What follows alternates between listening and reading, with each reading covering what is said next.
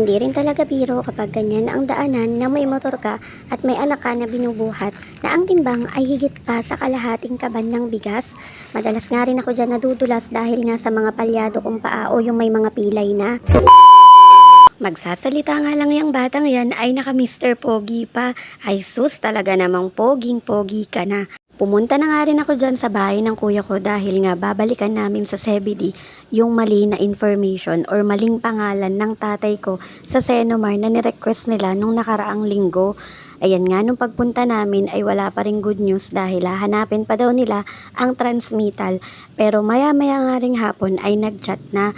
Bumalik nga daw kami, ngunit dahil masama na ang panahon at wala nang babantay sa anak ko, sabi ko ipagpabukas na. Matapos nga rin yan ay dumiretso na rin kami sa iba pang lakarin. Matapos nga ang lahat ng yan ay hindi pa kami dumiretso sa bahay para umuwi. Pumunta nga muna kami ng pila-pila para bumili doon sa binibila namin ng bakery. Binibilan pala namin ng tinapay na bakery. Malapit nga lang siya sa Pila-Pila Elementary School at sulit na. Lalo sa mga katulad namin na mahihilig talaga sa tinapay. Pinapartner ko kasi yan sa kape lalo na kapag kahapon o merienda time. Nang nakatapos na rin nga kami ng lahat ng lakarin, umuwi na rin ako sa bahay. Pinakain ko na nga rin ang aking mga anak at inihatid ko na rin ang panganay. Medyo sumasakit nga lang talaga yung tiyan ko at saka talagang bumabalik yung hilo ko. Hindi ko nga alam dahil nga matagal na rin ito at nag-aalala na ako. Kung higit nga na 1 buwan na dinadaing ko na itong ulo ko, higit na nga yata ito.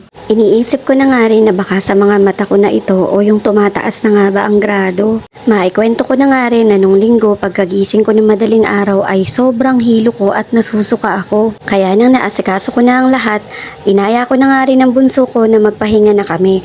Ayaw pa nga niya nung una dahil nga naglalaro pa yan at kumakanta pa. Out of this world nga talaga ang mga lyrics ng kinakanta niyang bata. Sahol, ta sahol, din din din din dun, magdin din din din, o talelo o tala, barimi na cappuccino, na. Ang kagandahan lang ay pag nilapitan mo na siguradong matutulog talaga yan. Yun nga lang ang maikwento ko sa araw na to at salamat sa panonood. Bye bye!